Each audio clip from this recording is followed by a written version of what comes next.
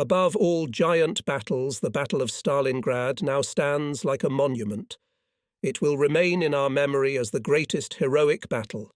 Unparalleled is what is being done there now by our sappers, infantrymen, artillerymen, anti-aircraft gunners, and all who fight in this city, from the general to the last private. So spoke Göring on January 30th, 1943. Millions of Germans, sitting at the radios, listened to the Reichsmarschall. From these words of his, they clenched their hearts, stopped breathing in their chests, blood ran cold in their veins. They were gripped by a chilling horror. What about our husbands, fathers, sons? What is happening to the German soldiers in this vulgar city? Until 2 weeks ago, military reports tried to hide the encirclement of the Sixth Army. Only in the last phase of the battle in the encirclement, Goebbels' propaganda began little by little to lift the veil of secrecy, which was shrouded in this monstrous slaughter of people. But it did it in its own way. Turning into an apotheosis, the death sentence actually passed on the Sixth Army and units of the Fourth Panzer Army. Military reports were full of such verbal embellishments as heroic struggle, immortal glory, valiant resistance, indestructible courage. Shamelessly distorting the historical truth, Göring compared what was happening with the famous defensive battle of 300 Spartans at Thermopylae in 480 BC. The Sixth German Army, which, capturing and destroying everything in its path, invaded more than 2,000 kilometers deep into the Soviet Union, was likened, contrary to all historical facts, to that small detachment that once defended in a narrow mountain passage of his homeland from the Persian invaders, and by analogy with the inscription on one of the rocks of this gorge, "Traveller, if you come to Sparta, say that we fell here, as the law commanded." In German history, it will also be said, "If you return to Germany, say that you saw us fighting in Stalingrad, as the law commanded." Unfortunately, the Nazi rulers succeeded, in fact, in realizing their sacrilegious plan. Only 3 weeks later, Goebbels could already in his speech on February 18, 1943 in Sportpalast, with truly demonic dexterity to present the death of the Sixth Army in the halo of proud sorrow and use it to proclaim total war. The Germans who fell in battle, who died of starvation on the Volga, as well as the survivors in Soviet prisoner-of-war camps, and there were no such Germans, according to Goebbels' propaganda, were all shamelessly used by Goebbels' propaganda, so that the Nazis could continue their war crimes. Proclaiming the slogan, "So rise up, people, and let the storm blow," Goebbels drew applause and ended his speech to the endless chorus of select Nazi choruses, "Command, Führer, we follow you." From now on, the fateful course of events was predetermined. It led to the greatest catastrophe of the German nation. The efforts of the German soldier at the Battle of the Volga were incredible. He fought bravely, steadfastly, selflessly. 76 days and nights he looked into the eyes of death, because every second threatened him with death weapon of the bravest and most determined enemy. For 76 days and nights he endured the most severe hardships, struggled against excruciating hunger and bitter cold. Indeed, the sacrifices made personally by every German soldier and officer are indisputable. But that is not what we are talking about here. It is a question of the meaning of these sacrifices. What law commanded these men to advance all the way to the Volga, bringing with them death, suffering, and destruction? What law required them to go to their deaths? And can we honor their sacrifices? I participated in the Battle of the Volga and came out of it alive. It was a profound turning point in my long life. I am now in my 70s. It was painful and bitter for me, a cadre officer, to come to the realization that I had served faithfully and truthfully for an unjust cause, and, as an officer of the armed forces, was responsible for it. Only in the long process of revision of the past and spiritual reincarnation, which led to severe internal conflicts and contradictions, did I gradually realize the deep reasons for our defeat. It was not the result of frost, not the lack of roads, not the gigantic expanse of Russia, and not the result of strategic or tactical errors of the military command. from the OKV to the front command, or the errors of Hitler alone, as numerous memoirists are increasingly trying to convince us. Nor was it caused by a stab in the back or other factors that can be disregarded. It was a consequence of the ruinous invasive policy of German imperialism and militarism, to which the army of the world's first socialist state gave a crushing repulse. But what is the price of insight and repentance before the judgment of history, if they remain only a thought or a word? Dicite moniti. You whom I warn, heed the lesson, for it demands right action. Only in this way can we free ourselves from the burden of responsibility for the evil we have done. Only by giving all of ourselves to the struggle against the repetition of past mistakes can we face the judgment of history, be worthy to answer for the dead, not to sin before our conscience. In this, I know, we are quite unanimous with my friend and co-author Otto Ruhler, who, like me, being a participant of the battle on the Volga, and having overcome internal conflicts, correctly conceptualized the experience. As a good comrade, he helped me with his characteristic thoroughness, clarity, and energy to finish the story of my life, the first drafts of which I made 20 years ago. The officers of the Operations Department of the 6th Army Headquarters were talking, sitting in their canteen.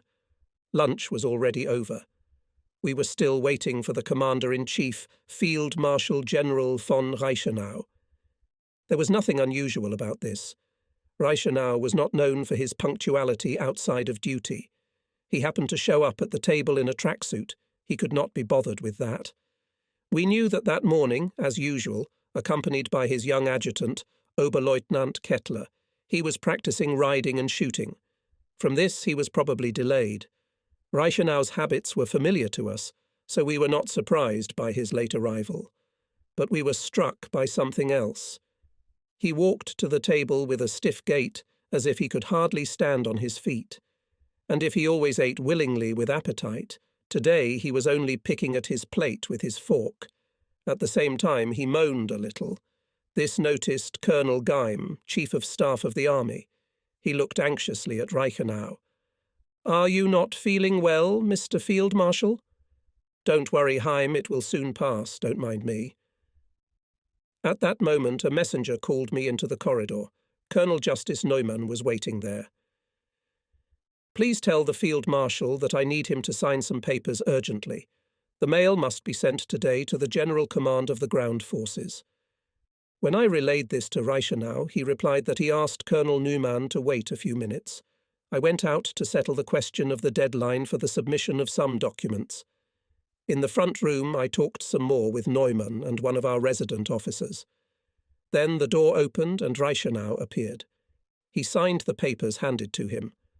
Behind him stood a servant, preparing to give him his overcoat. But he did not have to do it. Field Marshal suddenly staggered. We managed to pick up his heavy falling body. Not yet recovered from the fright, a few seconds later I stood in the dining room of the club in front of the Chief of Staff. "Mr. Colonel Field Marshal." Stunned, everyone ran out into the front room.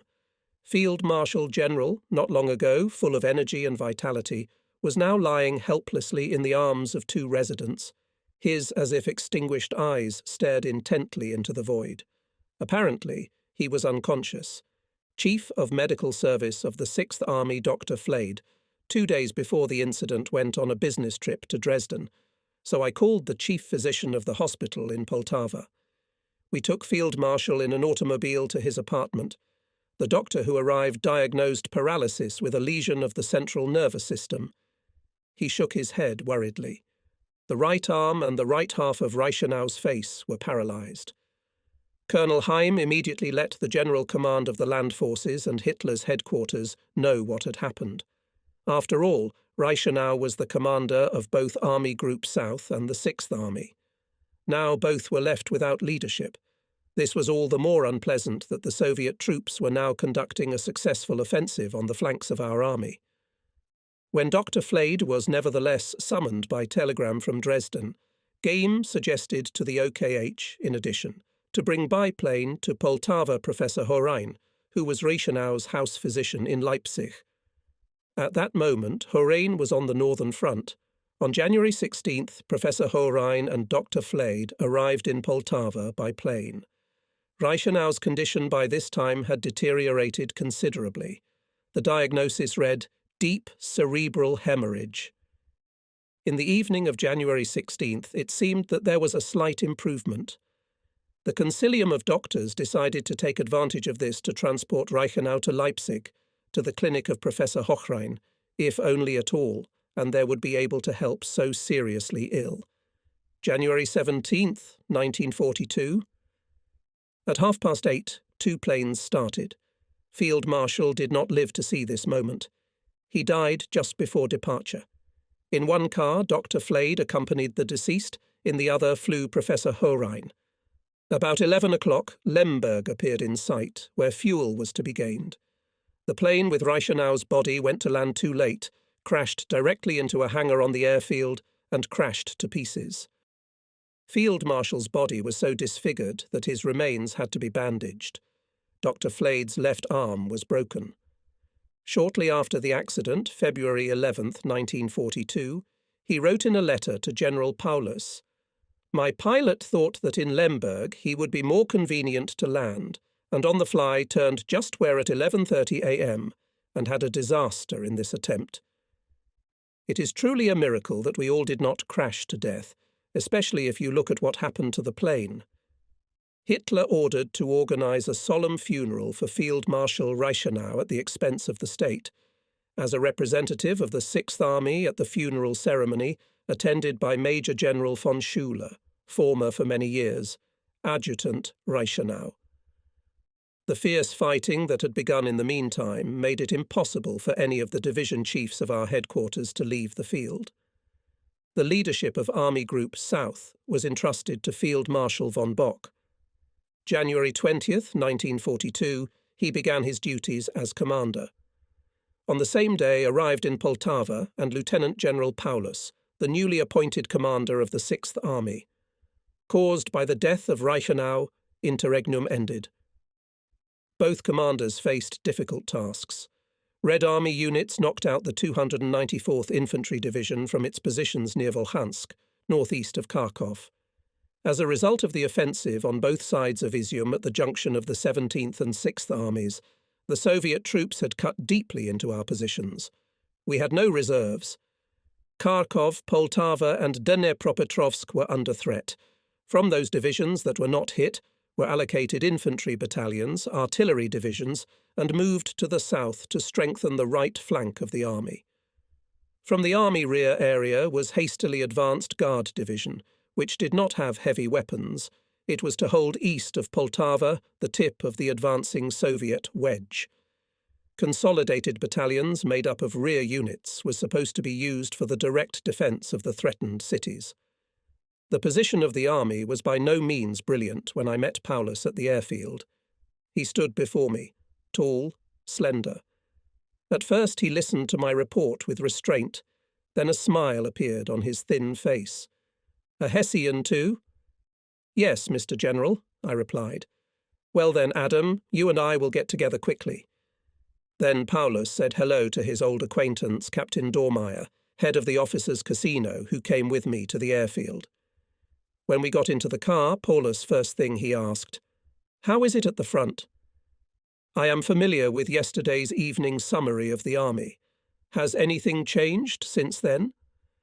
"We are extremely concerned about the question whether the weak defence front, created from hastily assembled units, can withstand the growing onslaught of the Red Army. Nucci Staber is very pleased to see you." Paulus immediately went to Colonel Game, Chief of Staff of the Sixth Army. Game, together with other officers of the staff, thoroughly prepared for the report to the new commander. On the operational map were put on the latest data, calculated the losses we suffered in recent days. The head of the operational department and the head of the intelligence department reported on the number, combat experience, and combat effectiveness of our units. Then they characterized the composition of the Soviet troops and reported the latest intelligence data.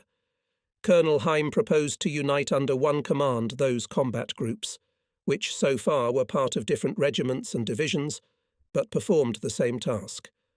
The choice fell on the General of Artillery Geitz, commanding the 8th Army Corps. Paulus knew him as a steadfast soldier. He could be relied on. Geitz really in a short period of time achieved the coherence of the actions of these battle groups. He significantly strengthened them with a clear organisation of artillery fire and forced construction of defensive positions. 113th Infantry Division was transferred to the VE Army Corps and also put into battle with the front to the south at the breakthrough point south of Kharkov. It seemed that the danger was averted. In these days I repeatedly had to see how conscientiously Paulus works. He was alien to the swagger peculiar to the later Reichenau. Every phrase that Paulus said or wrote was accurately weighed, clearly expressed his thought, so that did not cause any doubt. If Reichenau was a commander who easily, without fear of responsibility, made decisions, and his particularly characteristic features were firmness, indestructible will and courage, Paulus was the complete opposite. Even as a young officer, he received in the comradeship environment nickname Cunctatora, slow. His sharp as a blade mind, his invincible logic earned him the respect of all the staff. I do not remember such a case when he underestimated the enemy and overestimated his own strength and capabilities. His decision matured only after a long, sober discussion, only after a thorough exchange of opinions with the officers of the staff, during which carefully weighed all conceivable contingencies. In relations with his subordinates, Paulus was benevolent and invariably correct chief. For the first time I was convinced of this when I travelled with him to the headquarters of his subordinate corps and divisions. On February 28th in the afternoon, I was informed by the Chief of Staff that I would accompany Paulus on March 1st during his trip to the front. Here, as if by the way, he handed me a list of those who had received the next ranks by courier from the personnel department. The Chief of Staff, congratulating me, extended his hand to me. Since March 1st, 1942, I was promoted to colonel. I inform you today, so that tomorrow morning you could report about it before leaving to the commander. In a year you went from major to colonel, you can be proud of that. And I was really proud at the time. I quickly made the necessary clarifications on my operational map. Nachistaba familiarized me with the route. Our trip was to last 3 or 4 days. On the next morning, at about 8 o'clock, we left on a passenger all-terrain vehicle of the brand Kubel to the compounds at the place of the breakthrough, east of Poltava. We were accompanied by several liaison motorcyclists. It was a clear, frosty morning. Even fur coats did not save us from the penetrating east wind. The road was often blocked by snowdrifts. Columns of soldiers and locals were able to clear the road only from the biggest blockages, and even then not for long. Walls of snow almost 4 meters high on the sides of the road limited the view. Only somewhere glimpsed gaps allowed to see the wide Ukrainian steppe spread before my eyes, like a deserted land of snow whose crystals sparkled sometimes in the sun like diamonds. Trees and bushes appeared only occasionally near the bed of streams and in villages between low whitewashed huts covered with thatch or shingles. On bare branches, ruffled crows were crowing. On the way, Paulus began to tell about his fears and hopes. "When I took command of the 6th Army 6 weeks ago," said Paulus, "I was somewhat concerned about how my relations with the corps commanders will be. After all, they are all older than me, and years, and ranks." "I was thinking about it myself," I answered. "But now, after what I have heard from corps adjutants, I have the impression that you enjoy great authority here." "That's right, Adam. I think I've found the right tone, too. I want to use this trip to establish an even closer bond with the people. After all, the task of a commander of troops is to create with his subordinates a relationship built on sincere trust, and the prerequisite for this is to know each other well. This will make leadership much easier. Have you already had to deal personally with corps commanders?" Colonel Heim introduced me to the corps commanders in the first days after my arrival. I do not know all the division commanders yet. So far, I could only judge them by their service characteristics. Use these few days for a closer acquaintance. We will visit many divisions. It would be desirable that you, when we return, write your impressions of the commanders. I will try, Mr. General, to talk to some regimental commanders as well. It is true that all of them have service characteristics, but I would like to form my own opinion about them. This is both right and necessary. I think that in the current year we still have heavy battles ahead of us. When replacing outgoing commanders, I must rely on your suggestions. Wrong choice in replacing a commander inevitably entails harmful consequences for the military unit. So take a close look at each one. We were coming down some hill. The car skidded, and it turned around its axis several times. It took the driver a while to get over it. Naturally, the conversation was interrupted. Our attention was drawn to the smooth-as-a-mirror, icy road. First, we went to the division commander, Lieutenant General Gabka, to whom the military unit on the Western Bulge was subordinated. After receiving brief information about the situation and the actions of the units, Paulus inspected the artillery positions. They were in the open, were neither protected by trenches nor camouflaged, therefore they could easily be detected by the enemy. This was inexcusable. Paulus talked with gunners and gun commanders. Are the guns in order? Is there enough ammunition? That's right, Mr. General, answered one of the gun commanders. Where are the foreparts and horses? The horses are over there in the barns. The foreparts are near them. The artilleryman pointed to the village located only a few hundred meters away. The commander again turned to the gun commander. Do you think this is a favorable position? Why are the guns not camouflaged? Very close by stood huge haystacks. Why don't you use these piles of straw? The battery commander came running up to us. He was obviously afraid of being overtaken. But Paulus was not one of those formidable chiefs who affect only a shout, although in this case he could get angry, because the battery commander lightly put the lives of his soldiers at risk. I was just talking to your gunners about the gun positions. You can see them right here. If the enemy were to renew the attack, there would probably be nothing left of your battery in a few minutes. Change positions tonight and cover your guns with straw? He spoke calmly, persuasively, in a comradely tone. The battery commander stood at attention before him with his right hand on his visor. Yes, Mr. General. He was so bewildered that he could not think of anything else to say. All right. Put things in order.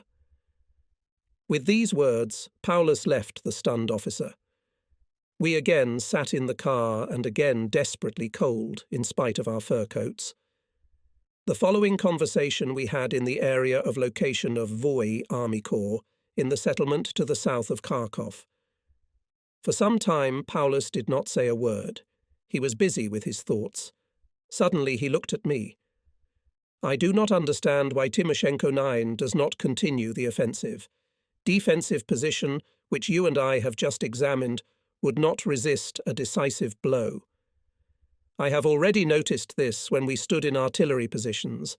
It was enough to exchange a few words with the observer officer who had set up a stereo telescope on a straw pile. He calmly asserted that the Russians were freezing just as we were, and that they would not advance now. They, like us, are entrenched in the villages. It is true, the fight is now more or less for the settlements, but we must take into account that the Russians are much better adapted to winter than we are, that they may suddenly come again. At any rate, our headquarters at Poltava is still threatened. I, Herr General, am of the opinion that Timoshenko is exhausted. Otherwise he would still take advantage of the situation favourable to him. I don't share your opinion, Adam. The Russians act systematically. They will not go lightly at 15. Risk. I think we will discuss this issue tonight thoroughly. Listen before. How assesses the situation? General Geitz. He has long been on this section of the front. Geitz was waiting for us. He was small in stature, well built. Protruding lower jaw gave his narrow face some cruel expression. I was interested in how Paulus would discuss the situation. He could not be satisfied with a superficial characterization of the situation at the front. Being an experienced general staff, he sought to get an accurate picture of the situation. asked about sources of information about the Soviet army, instantly penetrated into the essence of the matter, was able to separate the unimportant from the main, discussed and weighed the various options for Russian actions, and demanded an appropriate solution to the problem. General Geitz emphasized the power of Soviet tank units, then summarized, "If the Russians gather here a strike fist, we will not be able to hold Kharkov. The danger will threaten the Sixth Army from the rear. We lack large-caliber anti-tank guns.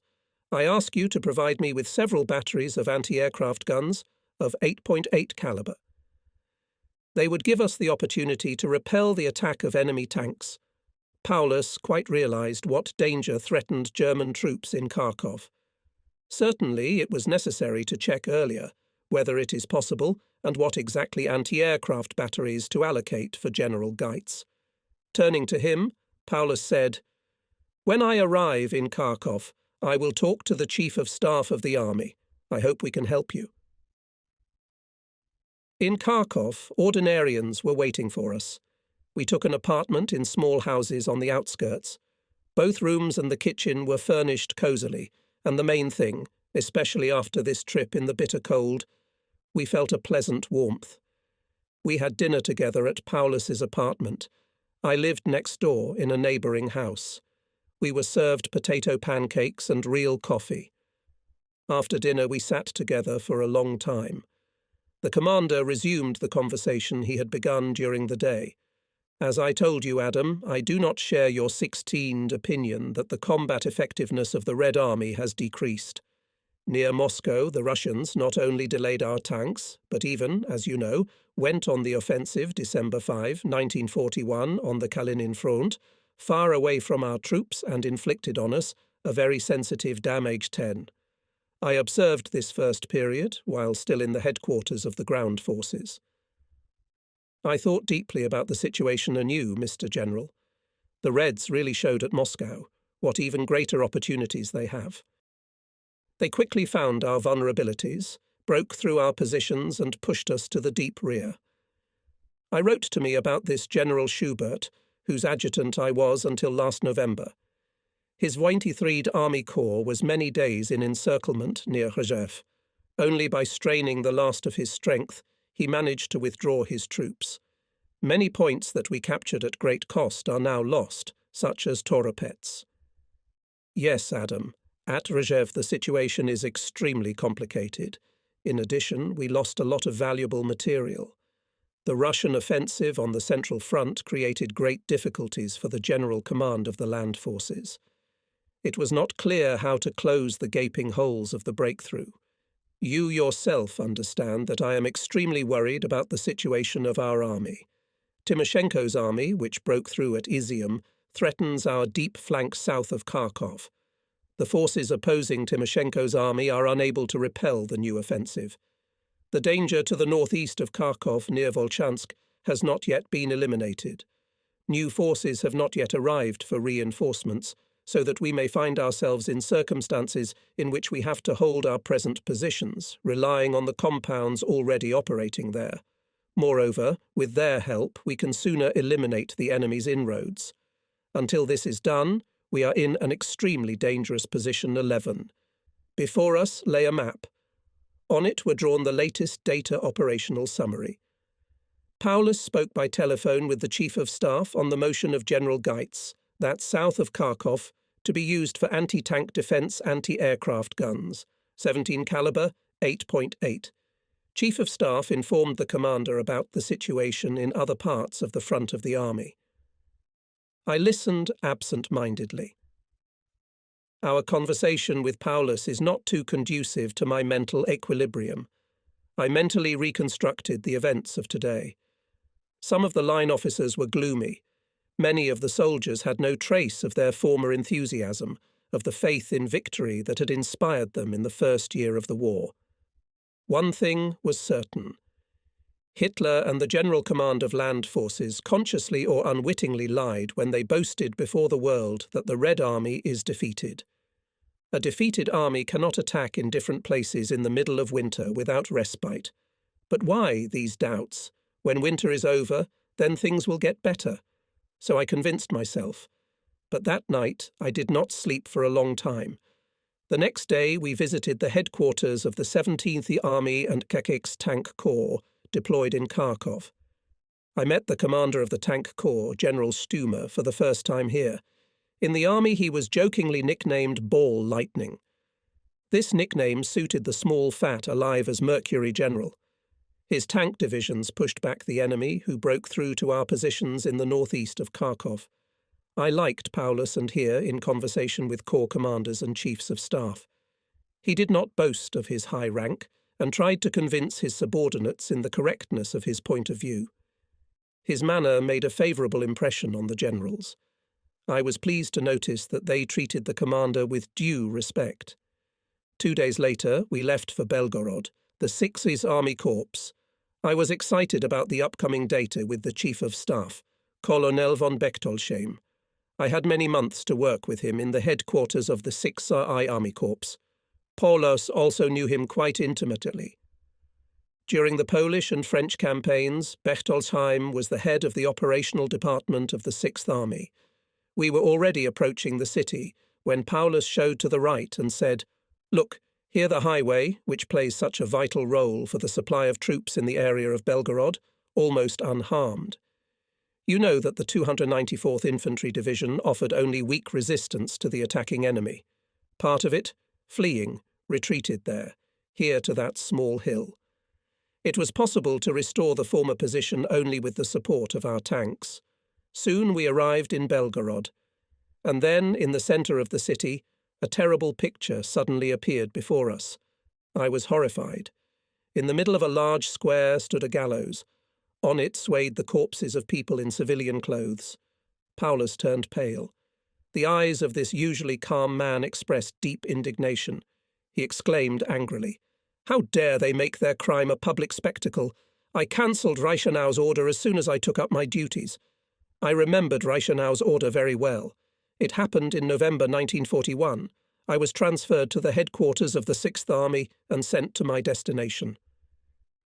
It was immediately clear to me what kind of spirit reigned here.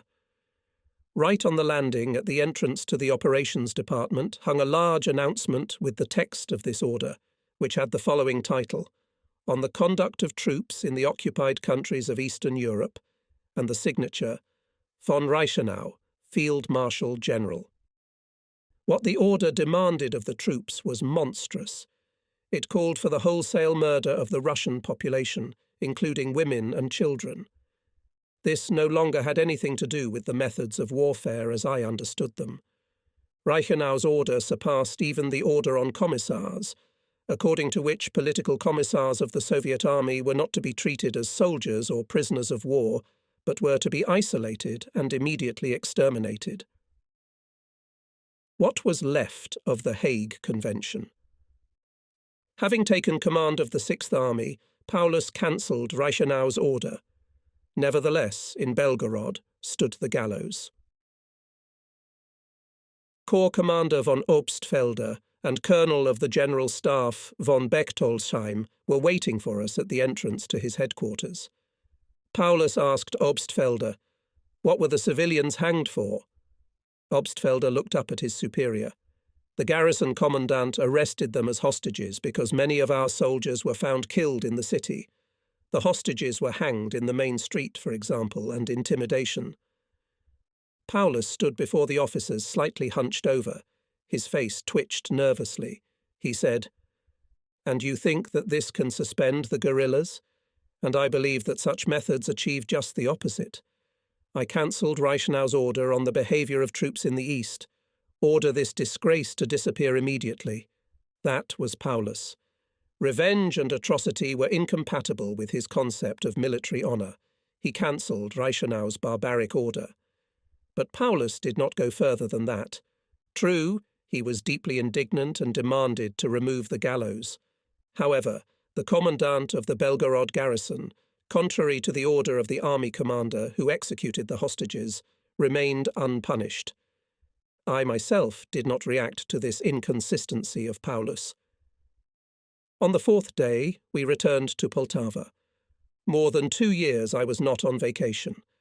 As a result of the examination which I passed at the army therapists, Our chief doctor, Professor Haubenreiser, recommended me to ask for a legal vacation at last. Paulus granted my request, despite the tense situation.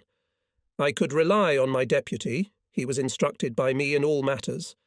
And even before Easter, I was going to leave the active army. The commander of the army group allowed Paulus to take leave for a few Easter days to be present in Berlin at the christening of his twin grandchildren.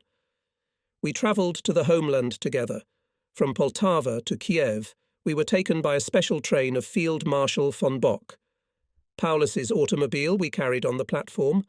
Paulus wanted to go from Kiev to Berlin in a passenger car. One of our automobile repair companies in Kiev was ordered to provide me with a passenger car to the German border.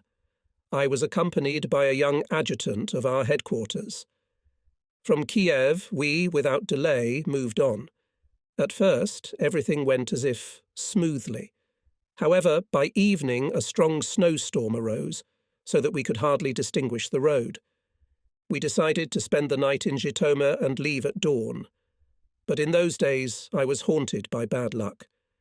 When the car was being refuelled in the darkness, it suddenly slipped into a ditch and the exhaust pipe of the engine broke. The next morning I went to the auto repair shop. I had to use all my eloquence to get the car fixed immediately. Only by noon were we able to get on the road again. We refuelled the tank and filled the spare canister. Luckily, the car was running well, the snowstorm had stopped.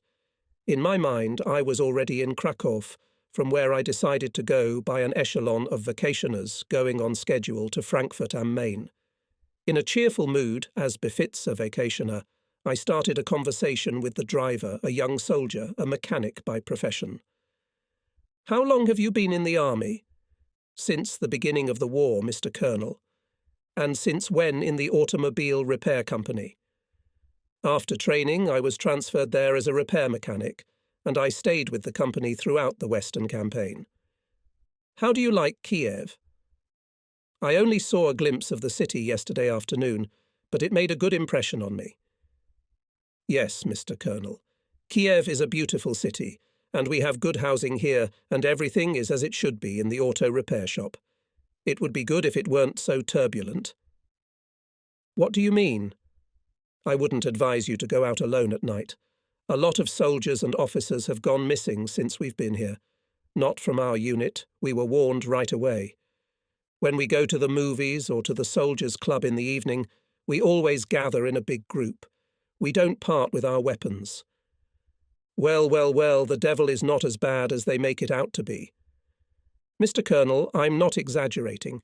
There are guerrillas in the city itself. They raid the town. We'd be better off standing in some little town where the inhabitants are countless, and the best thing would be if the war were over soon." "You must miss the West, huh?" "It was nicer there in every way." "Yes, it was a good time, that's for sure." "And now you're sick of the war?" "As a matter of fact, yes, Mr. Colonel. You should hear our old soldiers swearing. Vacationers tell me that many of our soldiers were killed in the snow near Moscow. My friend brought with him from home, from his town, the local newspaper. Its whole pages are full of death notices. We drove out onto a road that had just been gravelled. Large stones, the size of my fist, rolled beneath the car. The driver slowed down, but after a few hundred metres it was already possible to go faster. We were approaching Reichenau. The adjutant, sitting behind me, touched my shoulder. "Mr. Colonel, it seems that the car is again wrong. We leave a trail behind us, whether the gas tank leaks or radiator." We stopped. There was a hole in the gas tank, punctured by a rock. Gasoline was oozing out of the hole. Having filled the tank from spare jerry cans, we reached the gas station in Rivne. There was no repair shop there. The driver corked the hole and filled all the tanks again. Having used up gasoline to the last drop, we reached Peremyshl and put the car in one of the Wehrmacht workshops. The mechanic on duty at the depot said that the repairs would last at least 2 days. So I decided to go the next morning by train. A day and a half later I was in Frankfurt am Main. But this part of the journey was uneventful. A few hours later, my wife met me at the station in Münzberg, a small Hessian town near the resort of Nauheim. The very next morning I went to see my old acquaintance, the carpenter Hartmann, who had a rare subtlety in politics and history. I sat in his little workshop while he continued to work, and we talked with him for hours on end. The conversation was about the war. The people in our little town have different attitudes. Those who have relatives in the West or in Northern Europe are happy as before. You can't imagine what our soldiers send them from there. Food, fabrics, underwear, dresses. Women who in peacetime could barely buy a pair of stockings now walk around in furs. They don't have to fear for the lives of their husbands and sons. That's how you can endure a war. It's very different for families whose loved ones are on the Eastern Front. They live in perpetual fear. Every day the letter carrier can return their letter to the front with a note, "Fallen on the field of honour." We must learn to read the war reports between the lines. We were thrown far back. At Moscow, as it seems, German blood was pouring out by the river. Take a look at this newspaper. Indeed, what my young chauffeur told me on the way was no exaggeration. The newspaper pages were filled with death notices. Goebbels cannot hide this defeat from the people. He is accused of lying by the stories of vacationers and wounded about the retreat near Moscow. All I can tell you is that the mood is sinking fast, and every day more and more people in our city dream that the war is over. Even some pug, and they've stopped talking about a victorious end. I don't believe we can defeat the Russian bogatier. In his arrogance, Hitler challenged the whole of Europe. What good end can there be? Sitting on the workbench, I listened to the old master. Occasionally he put aside his planer to fill a pipe with tobacco or to put a pole to it, lit from the stove on which he was melting carpenter's glue. Old Hartmann was deeply religious. He went to church carefully, and there was always a Bible on the workbench in front of him. "The communists want nothing to do with religion," he used to say, "so I am against communism. I'm really not in favour of the Russians at all. But I'm not a National Socialist either. If you listen to the vacationers, your hair stands on end. Innocent people are killed, civilians are hanged. I can't agree with that. And what they're doing to the Jews is a disgrace. Why should they be exterminated? They are human beings too, and they do their duty just like we do. No, it won't do any good. And it's a two-front war. We can't take it. World War I showed that. Russia has a huge territory and great human resources. Nothing will manage. I said goodbye to my old acquaintance. However, what I heard from him again gave food to the doubts that deprived me of sleep a few weeks ago after a conversation with General Paulus. Are there many men in the rear who think like this carpenter? I listened to the speeches of those around me, talking to peasants, small traders, labourers, teachers. Most of the time they were cautious with me, avoided answering my questions. In their eyes I was a high-ranking military man. That's what confused me. That's why I couldn't dispel my doubts. However, my wife told me that people here lived in constant fear of the Gestapo. A thoughtless word could get a person arrested and sent to a concentration camp. Mutual distrust reigned everywhere. I also observed a depressed mood in Aachen when I went to visit my brother.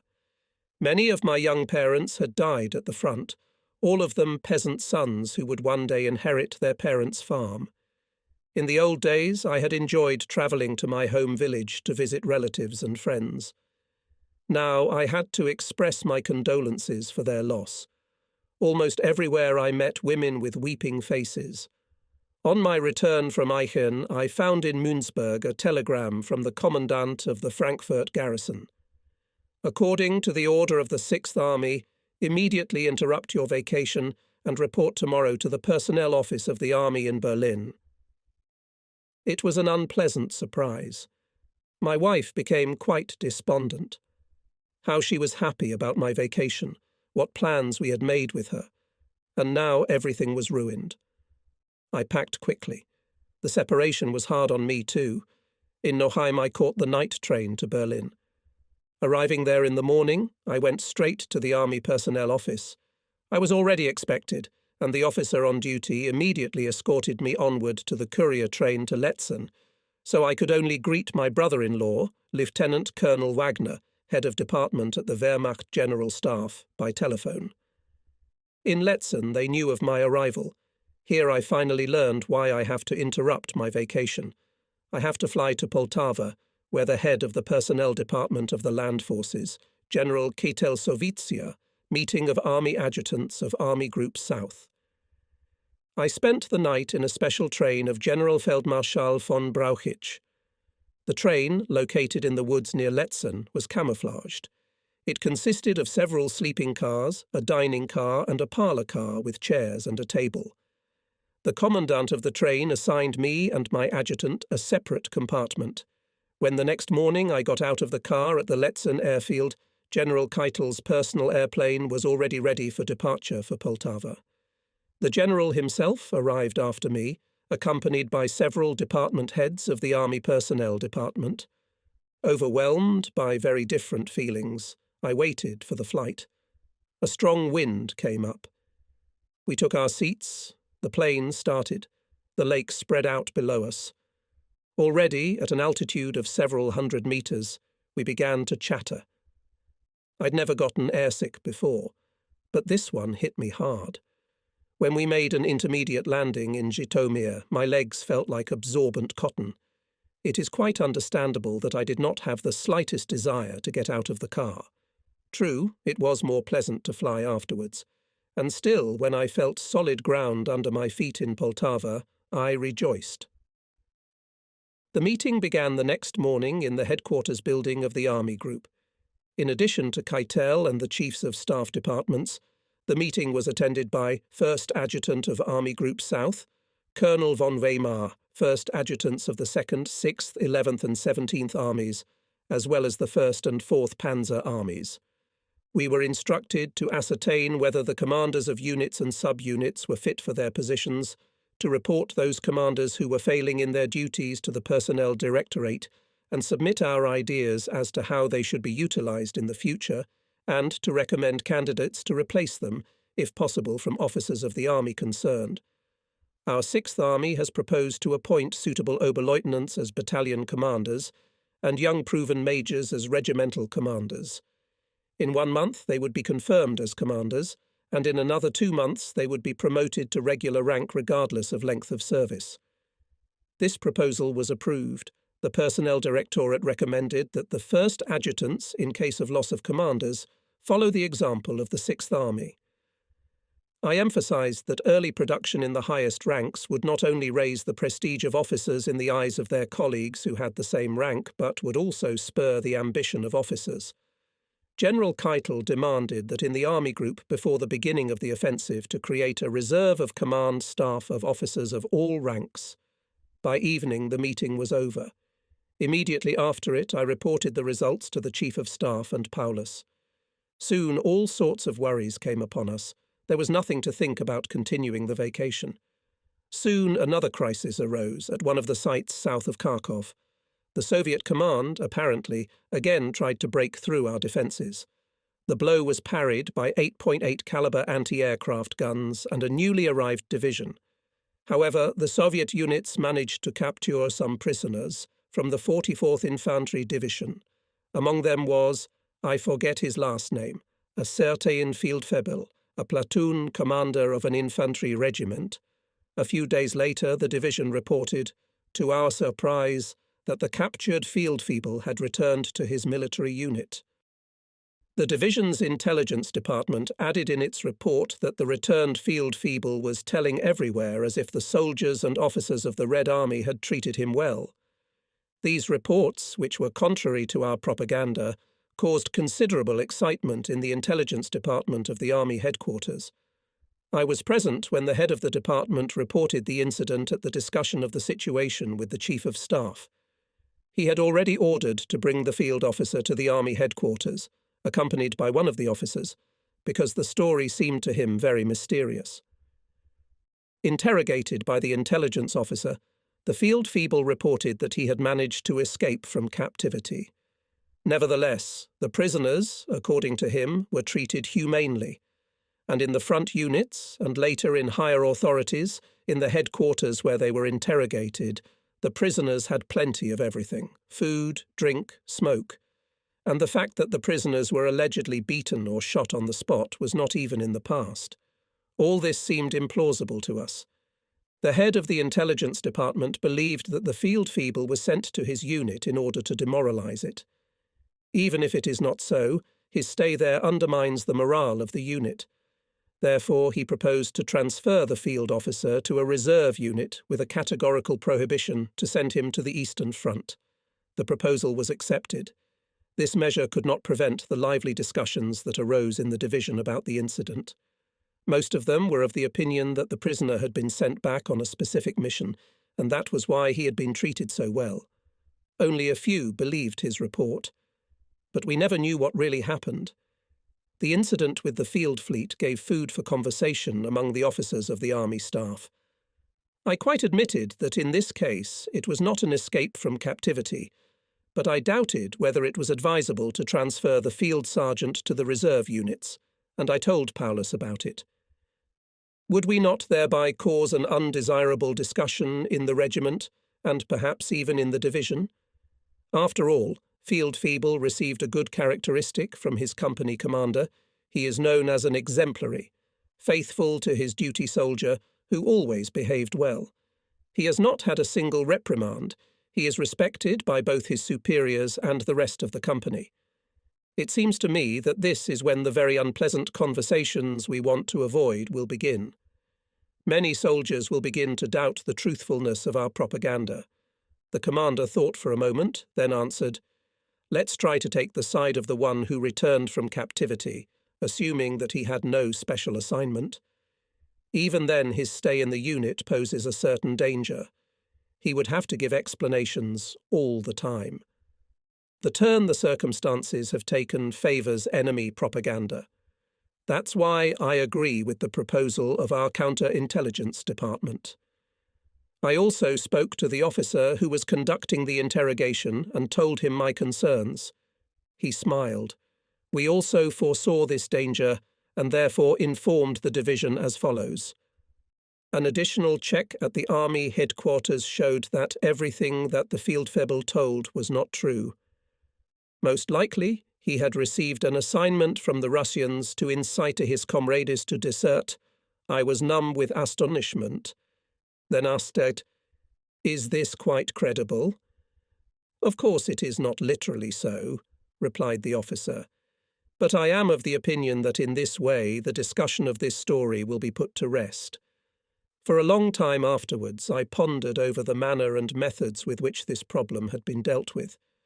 Of course, even here there was a contradiction between our official propaganda and reality. All of us constantly insinuated to our soldiers that the Russian does not leave prisoners alive. He interrogates them and kills them immediately. Meanwhile, the field officer told about German soldiers who were captured back in 1941. They, according to him, lived well. Who should we believe? The paramedic gave the names and military unit of the soldiers he saw and talked to on the other side of the front. This information could be verified. It would be easy to expose him as a liar. But what purpose did the Reds pursue by sending back our platoon commander? What was his actual assignment? And as it happens, when thoughts wander, another impression came to my mind, remembered to me in our headquarters. Colonel von Bechtolsheim, Chief of Staff of the King's Army Corps, was assigned to France as Chief of Staff of the First Army. His successor, Colonel General Staff Kinzel, formerly Chief of the Foreign Armies Division of the General Staff of the Land Forces, came to report his arrival to Paulus, and we invited him to dine with us. In conversation, Paulus expressed bewilderment at the fact that the General Command of Land Forces, especially Hitler, claims as if the Red Army destroyed.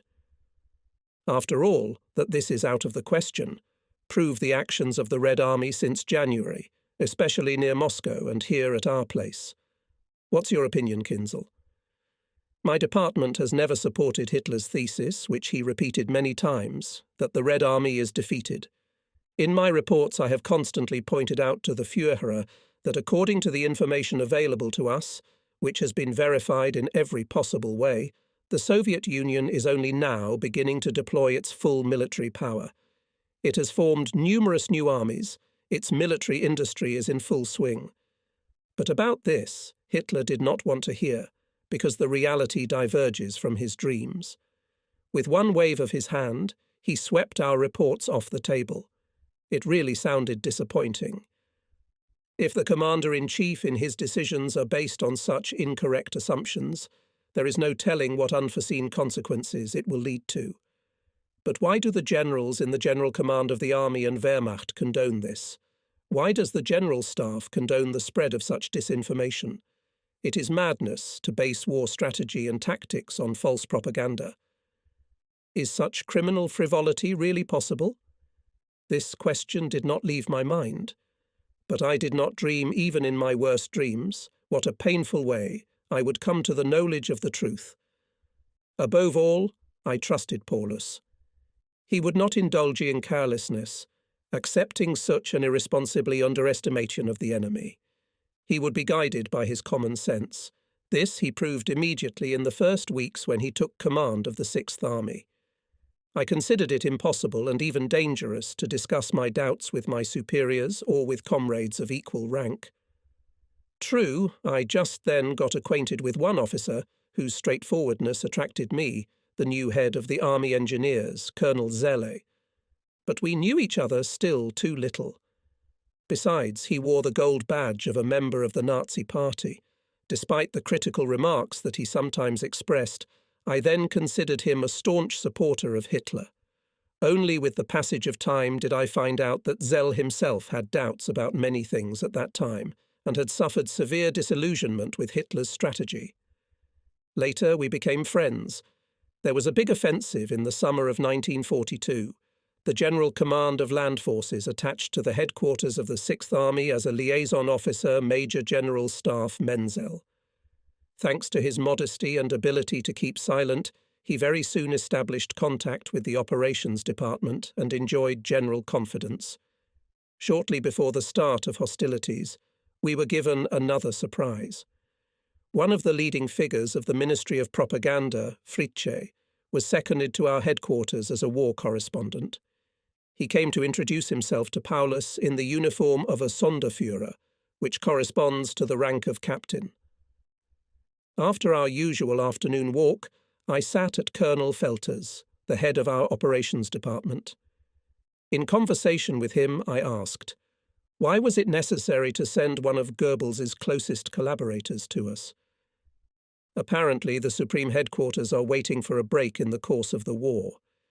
In the troops and in the rear, our failure near Moscow has shaken the belief in the proximity of the victorious end. The mood is low not only in our army. With the help of special correspondence about the victories on the Eastern Front, the High Command wants to raise the mood. By destroying the Russian troops that broke through south of Kharkov, and most importantly by launching an offensive this summer, we must give food for new victory reports. Goebbels' collaborator Fritzsche was given the task of writing incendiary reports. He immediately, as soon as he arrived, asked us to name him soldiers and young officers who distinguished themselves in the defensive battles. But you know it yourself, concluded my interlocutor. As far as I know, Felter, he visits you often. Of course he does. He tries to dig up material in the morning and evening bulletins, from which he can make up something for the press and radio. The first fruits of his labours are already visible. In the Kiev Soldiers newspaper, I read his very cleverly made frontline sketches. He really knows how to portray the everyday as heroic. And what soldier would not be flattered that his name is mentioned in the newspaper? It would be interesting to see if our war reporter would be as active when a real fight breaks out. That's what I'm asking myself. Well, we'll see. By the way, I think he was also sent here as an informant, and since we have enough to do without him, we'll send him to the divisions. Wherever, but there he'll be able to hear the noise of battle with his own ears. You know, Felter, I do not envy you. Now you have a double job, to prepare the destruction of the enemy, who broke through our positions south of Kharkov, and in addition to make a plan for the big summer offensive. It's really not the most pleasant. Adjutant of the army group told me that here have already sent various divisions, restaffed in France for the summer offensive. Let us hope that we will not need to save the situation south and north of Kharkov by using these divisions as fire teams, so to speak. Soviet intelligence activity has intensified in both places of encroachment during the past few days. Corps commanders are very alarmed. They are pressing for reinforcements as they expect the enemy to go on the offensive. Hitler's Directive No. 41 of April 5, 1942, defined for Army Group South goals of the summer offensive of 1942. The implementation of a set of operations should begin with an offensive from the area south of Orel in the direction of Voronezh. For this purpose were intended 2nd 4th Panzer Army and 2nd Hungarian Army. The task of our 6th Army was to break through from the area of Kharkov to the east, and in cooperation with moving down the Don motorized units of the 4th Tank Army, to destroy the enemy forces in the interfluve of the Don and Volga. After that, in the third phase of the summer offensive, the 6th Army and the 4th Tank Army were to join in the area of Stalingrad with the forces advancing eastward from Taganrog and Artemovsk. Having reached Stalingrad, it was necessary to destroy this important military-industrial centre and the largest hub of communication routes. At the conclusion of the operation was envisaged breakthrough through the Caucasus Ridge. It was clear that Hitler was hungry for the richest oil sources, which in addition were decisive for the further conduct of the war. In early May, some divisions expected from France arrived in the Kharkov area, including the 305th Constance Division, and with it my then unknown to me co-author, my future friend Otto Ruhler, who served in the motorized ambulance company. Preparation for the transfer of our troops for the summer campaign of 1942 was in full swing. But to the share of the 6th Army fell another heavy test. On May 12th, the Soviet formations, having considerable forces, including numerous tanks, undertook a new offensive from the Izium protrusion and near Volchansk. A threatening situation was created for us. Striking Soviet troops managed to break through our defences in a number of areas. 454th Guard Division did not resist the onslaught. Happened that Paulus feared even on March 1. The division retreated. We had to withdraw 10 kilometres back and VII Army Corps, as the Hungarian Guard Brigade under the command of Major General Apt could not resist the advancing enemy. Soviet tanks stood 20 kilometres from Kharkov. True, the 3rd and 23rd Panzer Divisions tried to make a counterattack, but without success. Almost as serious was the situation at Volchansk, northeast of Kharkov. It was necessary to put into battle literally the last reserves of the 6th Army to delay the enemy. But then came a breakthrough. On May 17th, the Army Group Kleist with the 3 Tank Corps under the command of General von Mackensen approached the Izium Bulge from the south. At the same time, the 6th Army launched a big offensive from the north. In a fierce struggle managed to encircle the advancing Soviet formations. It was 2 exhausting weeks. Neither day nor night we did not take off our boots, not to mention our clothes. On May 29th, the spring battle for Kharkov was over. The dangerous breakthrough at Izium was liquidated. Paulus received the Knight's Cross. The command centre of the army was transferred from Poltava to Kharkov. Impatiently waited for Sonderführer Fritzsche, the beginning of operations near Kharkov. Then his pen strobed, supplying the rear with brilliant, inspiring correspondence from the battlefield. They gave vigour to many a doubtful and downcast German. In the memory of many people pale the horrors of the fierce Russian winter, failures near Moscow and in the Crimea. Probably, Fritzsche thought that everyone will be pleased, placing in the Soldier's newspaper, published in Kiev, an article in which he glorified as a great commander Paulus, at that time received the title of General of Tank Forces. Our last victory, wrote Fritzsche, we owe primarily to the careful and purposeful leadership of Paulus. I remember how happy and proud we were in the army headquarters, reading this article. The Sonderführer immediately won, in our opinion. However, the Minister of Propaganda, Dr. Goebbels, reacted differently. On the day that we were delivered an issue of this newspaper, we were still sitting at the table after dinner. Fritzsche was called to the telephone. He came back with a red, flaming face. What had happened? Goebbels had given him a headbutt for praising Paulus as a military leader. In the great German Empire, this epithet applies to only one man, the Führer and Reich Chancellor Adolf Hitler. Fritzsche stayed in the Sixth Army for a few more months. As far as I know, he never once again penalized before his superiors. When Paulus learned of the incident, he was angry. What only these people do, as if that's the most important thing, and that we sat in a shoe mainly because the High Command underestimated the enemy, they do not realize. In my opinion, Mr. General, the strangest thing is that the defeats are attributed entirely to the commanders of armies, or groups of armies. General Guderian, for example, after the defeat at Moscow was removed and sent to the rear, but we owe our victories primarily to the Führer's commanding skill. My dear Adam, I hope you're not expressing these red thoughts in the presence of Mr. Fritzsche. I wouldn't want you to get into trouble. I'll be careful, Mr. General. At the beginning of May 1942, there was a change in the 6th Army Operations Department. At the request of the commander of Army Group South, General Field Marshal von Bock was removed from his post, Chief of Staff of the Army Geheim, a few days before that received the rank of Major General. According to Bock, Geheim was not at the height in the difficult situation created in the spring of 1942, he allegedly too pessimistic about the consequences of the breakthrough of the enemy at Wolschanskom. Paulus told me that he did not agree with this decision, but he did nothing to prevent Geheim's resignation. I was very much struck by this measure towards Major General Geheim. I considered him a capable officer. All the chiefs of departments of the army staff worked with him amicably and regretted his departure.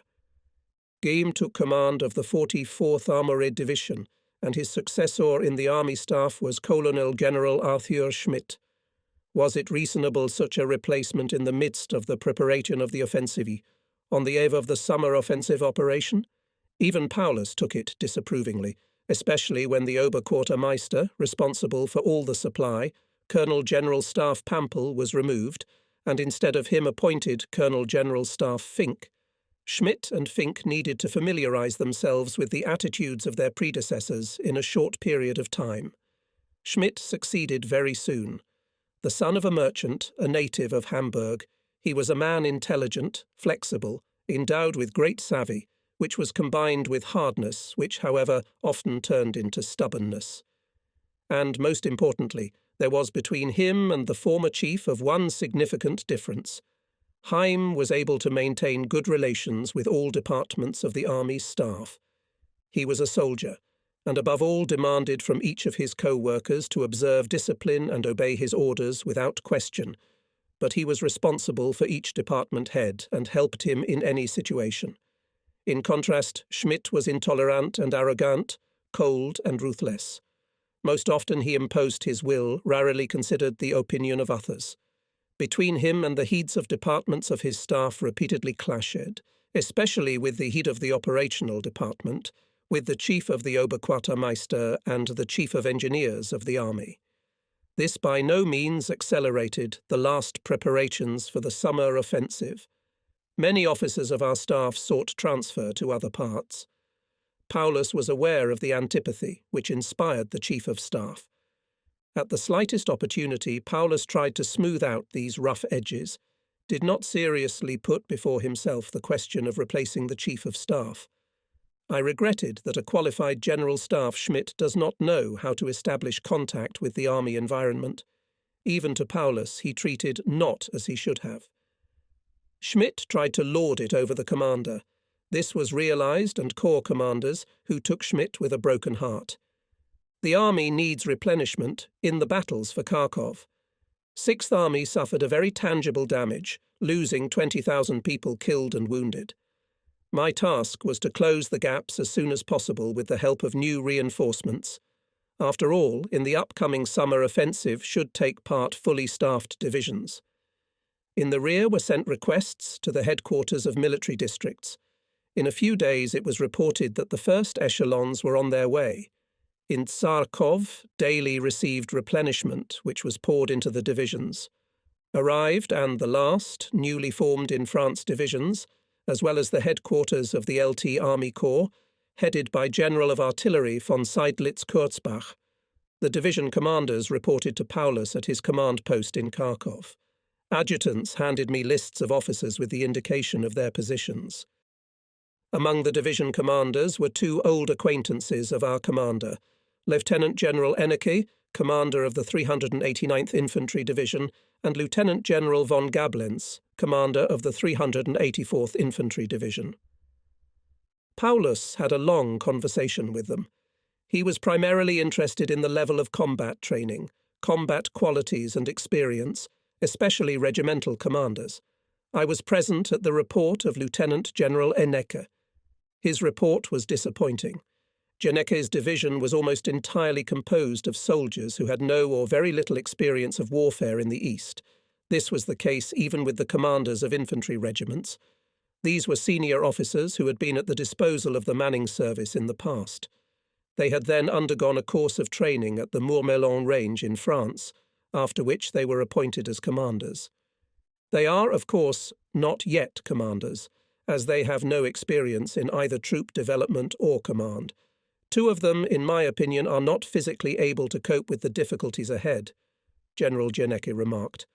I would be grateful if you would give me two experienced battalion commanders instead, and I will provide the personnel department with an explanation for the replacement of these two regimental commanders. This is not required, Mr. General, I replied.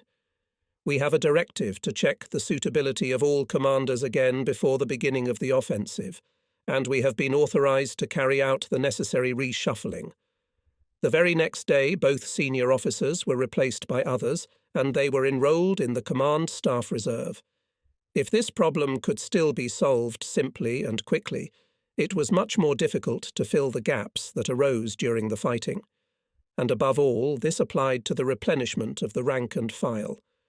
Winter and spring battles on the Eastern Front cost us huge losses. I think that the Wehrmacht losses in the winter of 1941–42 were up to 500,000. The problem of replenishment was very serious already at the beginning of the offensive in 1942. But it began to inspire horror at the thought of those distant goals, which delirious Supreme Command. June 1st, 1942, at the headquarters of Army Group South in Poltava, held an expanded meeting of commanders. Hitler appeared accompanied by Field Marshal General Keitel, Chief of Operations Lieutenant General Heusinger, General Quartermaster General Wagner, and many adjutants. Invited to the meeting were Field Marshal General von Bock, Commander of Army Group South, Infantry General von Zodenstern, Chief of Staff of Army Group South, Lieutenant General von Greifenberg, later Chief of Staff of Army Group A, Colonel General von Kleist, Commander of the 1st Panzer Army, Colonel General Ruoff, Commander of the 17th Army, Colonel General Baron von Weichs, Commander of the 2nd Army, Colonel General Goth, Commander of the 4th Tank Army, General of Armoured Forces, Paulus, Commander of the 6th Army, General of Armoured Forces von Mackensen, Commander of the Thethalen Tank Corps, and from the Air Force, Colonel General von Richthofen, Commander of the 4th Air Fleet. Discussed the plan of action in the southern direction. Hitler clarified the goals of the offensive, outlined in the directive of April 5, 1942. He led a big game, about which he himself remarked, "If we do not take Maikop and Grozny, I will have to stop the war." In southern Russia, west of the Don, a major operation was planned to encircle and destroy the main forces of the Red Army. With the success of this operation would open access to the Volga and the Caucasus with its oil sources and, according to Hitler's plan, would be a fatal blow to the Soviet Union. Paulus informed our operational department on the upcoming operations, which from the side of Germany and its allies were to participate in more than 1.5 million soldiers, over 1,000 aircraft and several thousand guns of all calibers. The 6th Army initially received the task of providing the flank of the tank group advancing on Stalingrad. Our commander gave us confidence. We all went to work with renewed vigour. Although during the previous operation, code-named Frederick the Foe was destroyed Isium Ledge, it was necessary to take measures to create a more favourable initial position for the Sixth Army. On June 13th, a blow to Volchansk, called Operation Wilhelm, was undertaken, and on June 22nd, a blow to Kupiansk, together with the 3rd Tank Corps, which then remained subordinate to the Sixth Army. Tanks rumbled forward. Infantry and artillery took their initial positions. After a short, massive fire attack from hundreds of guns, our troops broke forward, closing the pincers. Within a few days, the encircled compounds were defeated. Past the German troops moving to new starting positions, 20,000 prisoners were paraded to our rear. June 19th, after a busy day at work, I sat in the room of Colonel Felter. He was selecting reports from the Corps to pass them on to the Army Group. It was about 20 o'clock. At this minute the phone rang. Felter urgently called the Chief of the Operational Department of the XXXXXXX Tank Corps. "Connect immediately."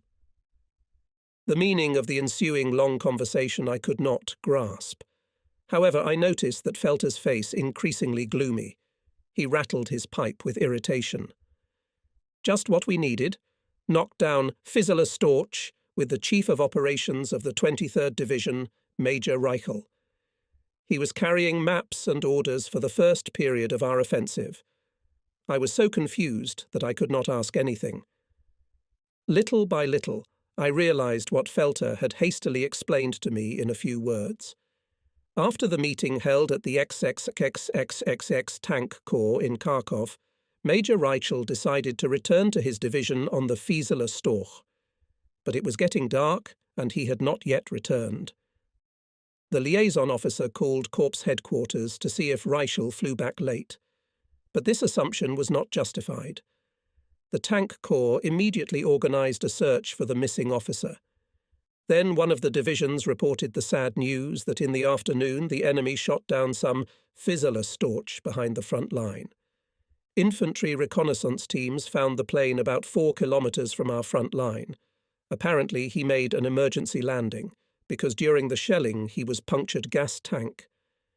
The corpses of Major Reichel and the pilot were picked up there, and the orders and maps disappeared without a trace. They were seized by the Russians.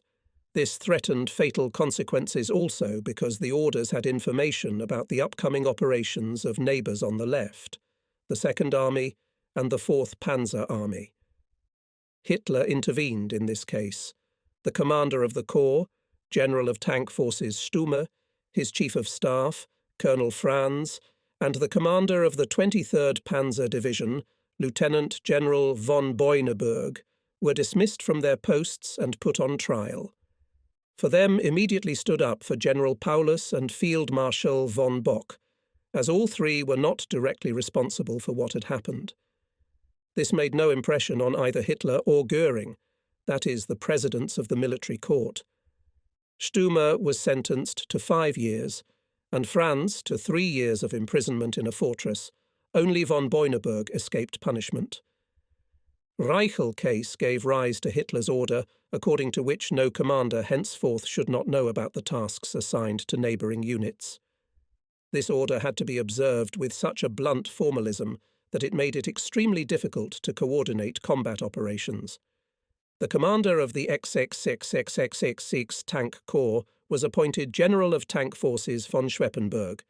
If even he had the necessary experience and ability, still this replacement just before the start of the big offensive was harmful.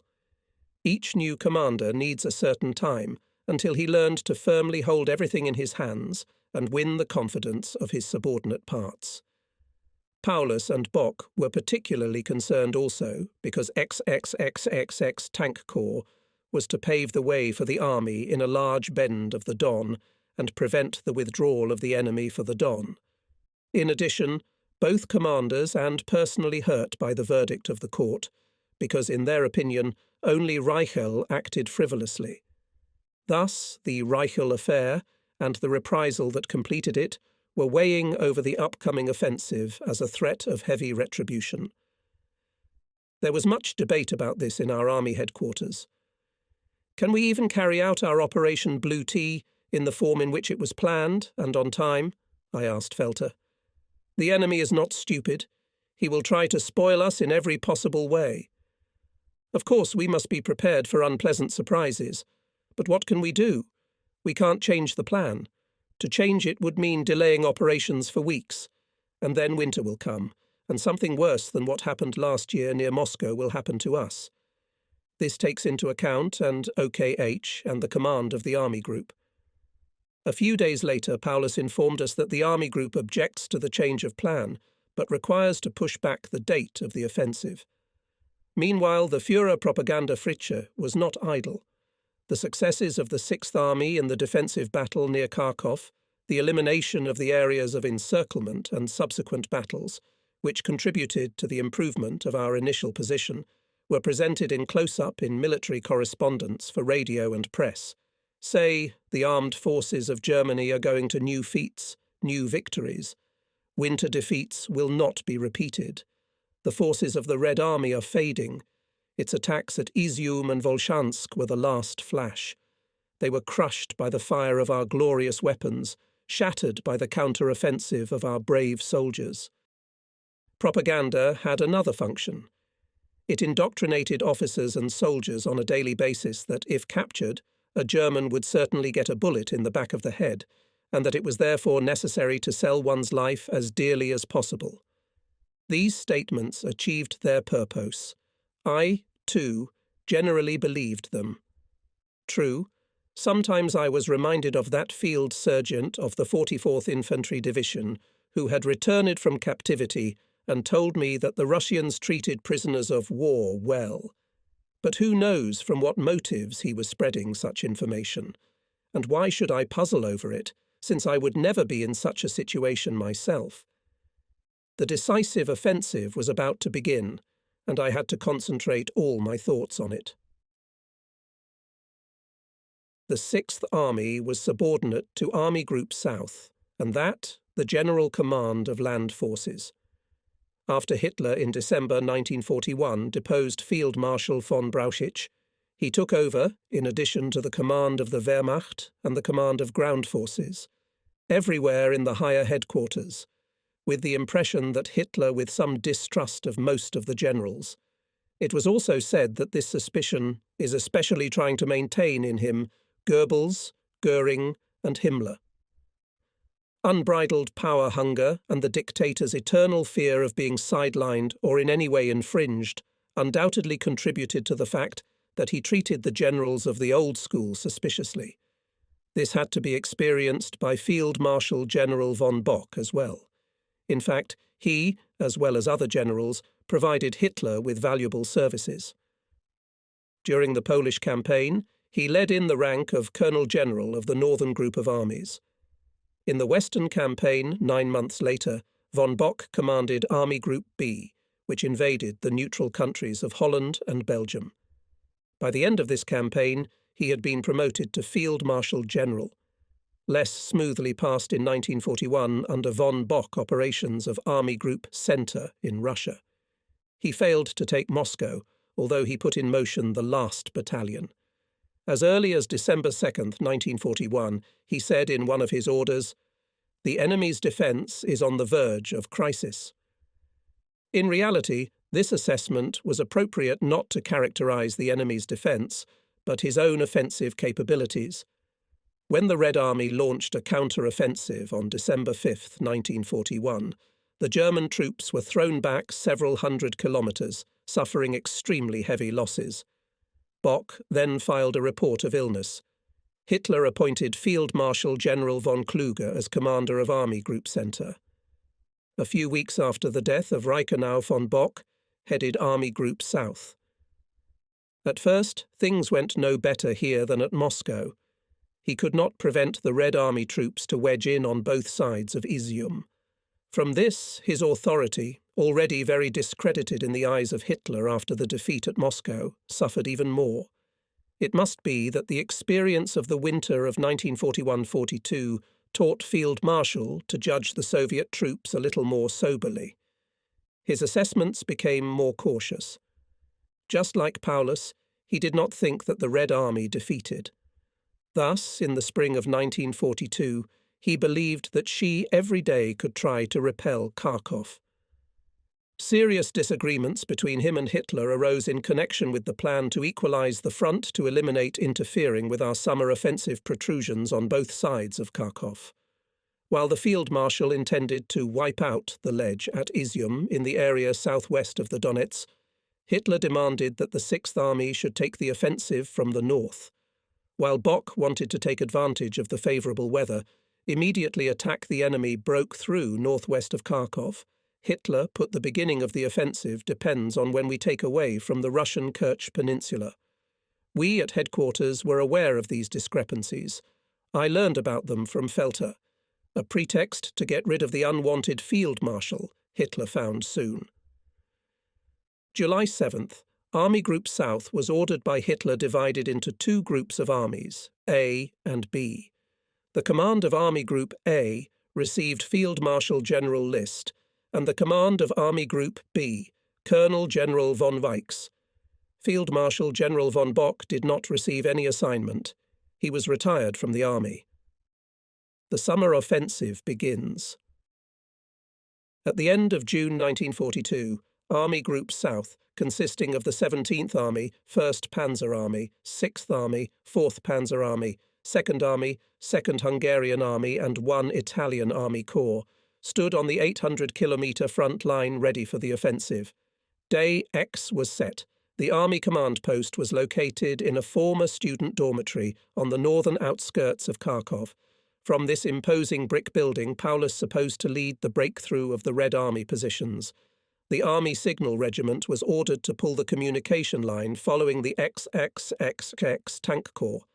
2nd Army, 4th Panzer Army and 2nd Hungarian Army, united in the Army Group Weichs, began June 28th offensive at Voronezh. At the same time Maid and XXXXX Tank Corps. In the area north of Volchansk, he unexpectedly met strong resistance.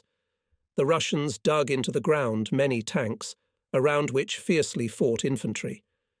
The resistance temporarily delayed the advancing XXXX Tank Corps. It gave the Soviet troops a few precious hours, which they used to rest. On July 1, after a short but strong artillery preparation, the infantry divisions of the 6th Army went on the offensive. On July 3, the Red Army units that had resisted stubbornly near Oskol were knocked out of their positions. By forced march, making 30–40 kilometres daily, the German divisions moved to the east. However, the hope for success did not come true.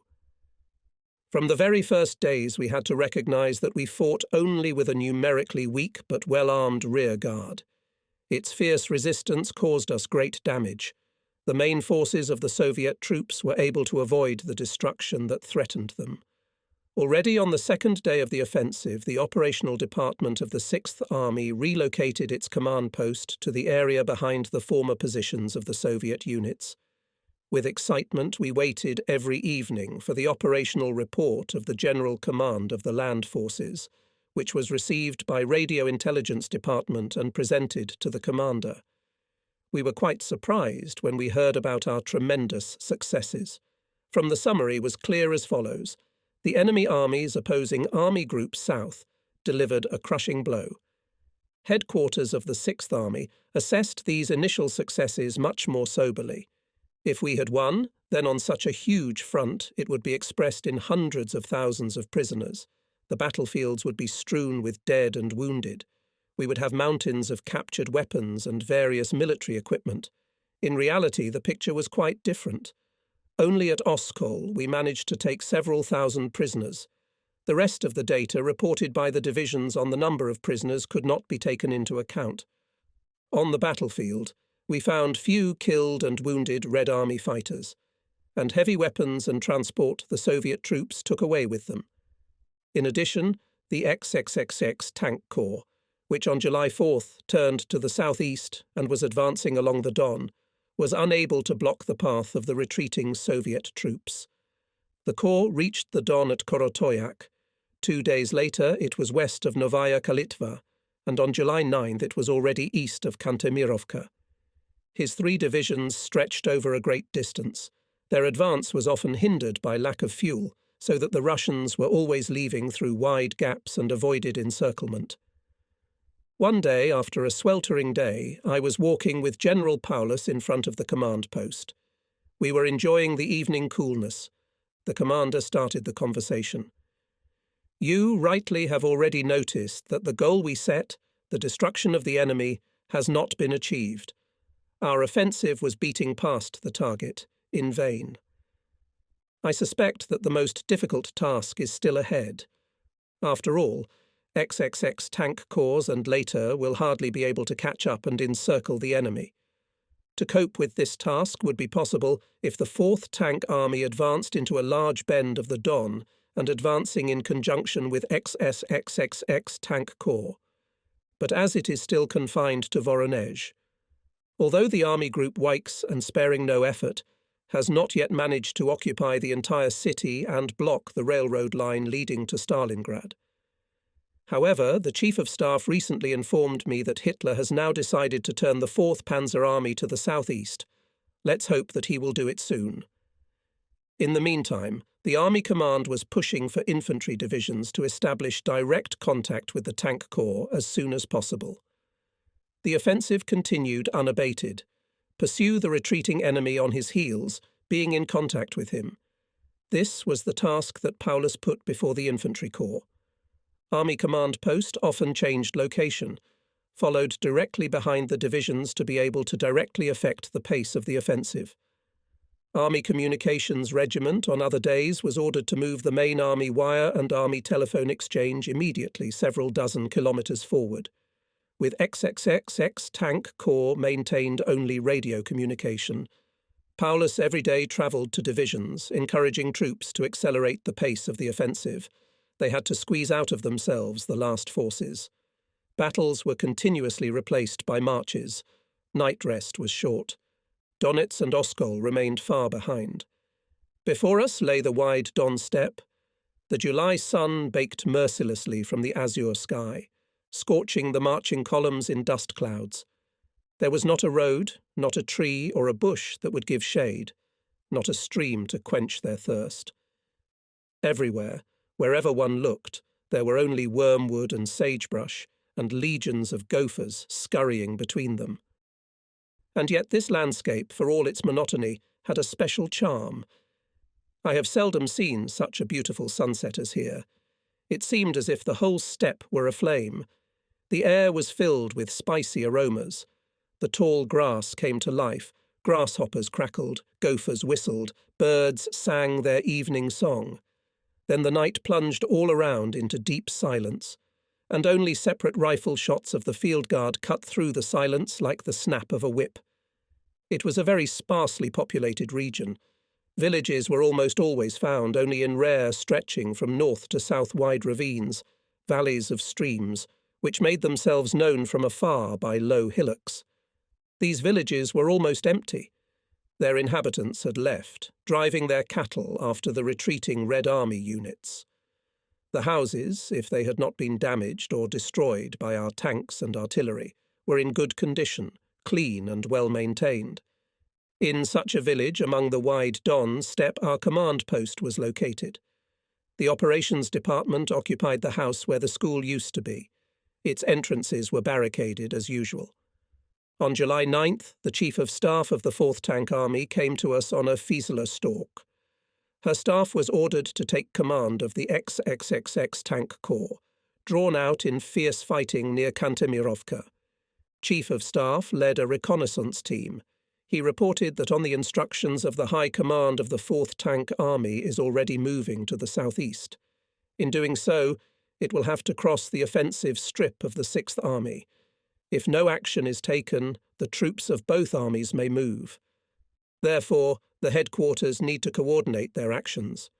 Such an agreement was soon reached. Chief of Staff of the Tank Army went to the XXXX Tank Corps, which managed to overcome Soviet resistance at Kantemirovka. On July 11th, he went to the Chir near Bukovskaya. On the same day, XXXX Tank Corps was transferred to the 4th Tank Army. the Sixth Army was deprived of its striking and most mobile connection. Now it no longer had the opportunity to catch up with the retreating enemy. On July 13th, the 4th Tank Army was ordered to turn south from Chir, to block the Soviet troops retreating in front of the 17th and 1st Tank Armies, the way to the east, to create a bridgehead on the left bank of the Don, and then together with the 1st Tank Army to seize Rostov. Just at that moment I was at Paulus with a report. He had just learned of this decision. Excited, he paced back and forth in his room. Lost the advantage that gave us XXXX Tank Corps. We are from Chir at a distance of several days' crossings. To turn the Tank Corps south in this situation is to force us to retake the same territory. Consequently, Mr. General, we are expected to perform such feats, which, according to previous concepts, could have been done by 4 armies. Unfortunately, that's true. Left to itself, the Sixth Army must continue the offensive in the Great Bend of the Don, and at the same time to take over the defence of the northern flank, which is day by day increasingly stretched. I heard from Felter that part of our task will take over the Second Hungarian Army, I noticed. That's right, Adam, but most of the Hungarians are still standing in the area south of Voronezh. They operated there as part of Weiss's army group. It will be some time before the Hungarian divisions are withdrawn from their positions and can take the place of our divisions on the Don. So, we will continue the offensive on Stalingrad without tanks. Judging by preliminary data coming from headquarters, we will receive a tank corps, probably the 14th. I hope this will happen without delay. Even a very great optimist would not seem rosy prospects for the Sixth Army. Only July 20th, we crossed the Chir in its upper reaches near Bukovskaya, in the place where 9 days ago stood XXXX Tank Corps. For further advance in the Don Bend were created 2 strike groups, the northern from the Khast V Tank Corps, which meanwhile passed into our subordination, and Fei Army Corps, and the southern group from Li Army Corps. Divisions that provided the northern flank were subordinate to the 17th Army Corps. Now the shock vanguard of the 6th Army was the 13th Panzer Corps. On July 23rd, German divisions broke into a large bend of the Don south of Kremenskaya, and in a short time reached Sirotinskaya. But this was again a blow for nothing. The Soviet troops withdrew behind the Don.